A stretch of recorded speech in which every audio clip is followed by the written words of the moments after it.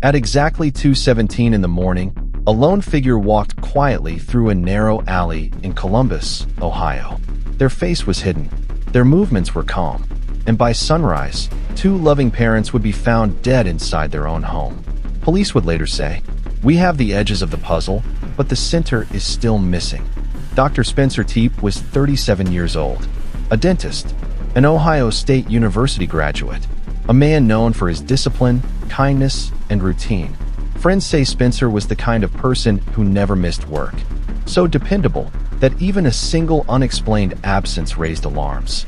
He supported Big Brothers Big Sisters, loved the Cincinnati Bengals, and lived a quiet, structured life. His wife, Monique Tepe, was 39. Family members described her as loving, patient, and joyful. She was an avid baker, a thoughtful planner, and a deeply devoted mother. Together, they were raising two young children. From the outside, their life appeared peaceful, safe, normal. No one imagined that peace would soon be shattered. In the early hours of December 30th, 2025, while the neighborhood slept, something went terribly wrong. Investigators believe the shootings occurred between 2 a.m. and 5 a.m. Inside the Tepe home, gunshots echoed through the second floor. There were no immediate reports of forced entry, no screams heard by neighbors, no emergency call placed.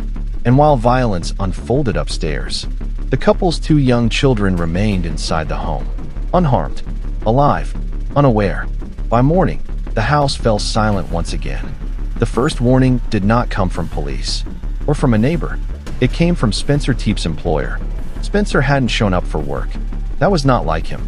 Concern turned into fear, and a wellness check was requested. Then, at 10:03 a.m., a second call came in. A close friend had entered the home. His voice shook as he spoke to dispatch. "Oh my God, there's a body. There's a body." He found Spencer lying near the bed, surrounded by blood. When police entered the home, they made a devastating discovery. Upstairs, both Spencer and Monique Tepe were found deceased. Each had suffered gunshot wounds. Paramedics pronounced them dead at the scene. The Franklin County Coroner's Office classified the deaths as an apparent homicide. Detectives began piecing together the timeline. Who knew the Tepes? Who had access? And why were the children spared?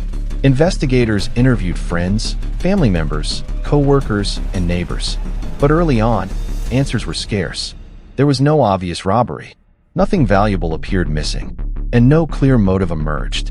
The case quickly became more complicated than anyone expected. Speculation spread through the community. Was it random violence? A personal dispute? A targeted attack? Online rumors spiraled. Theories collapsed. Each lead seemed promising. Until it wasn't. The investigation stalled. Until police uncovered something chilling. On January 5th, 2026, Columbus police released surveillance footage to the public. The grainy video showed a person of interest walking through an alley near the Tepe home. The timestamp placed them there during the exact window of the murders. The individual wore light-colored pants, a dark hooded jacket. Their face was completely obscured. No name, no identity, just movement. Police made a public plea. Someone out there knows who this person is. As the investigation continued, grief consumed the community. Flowers appeared on the Tepe family porch. Candles flickered in the cold Ohio air. Family members described Spencer and Monique as extraordinary people, defined by love, kindness, and devotion to their children. But justice remained out of reach. The person in the alley was never identified. Today, this case remains unsolved. Investigators have the location, the timeline, the victims, but the most important piece is still missing. Until the person in that alley is named, the truth remains hidden in the shadows.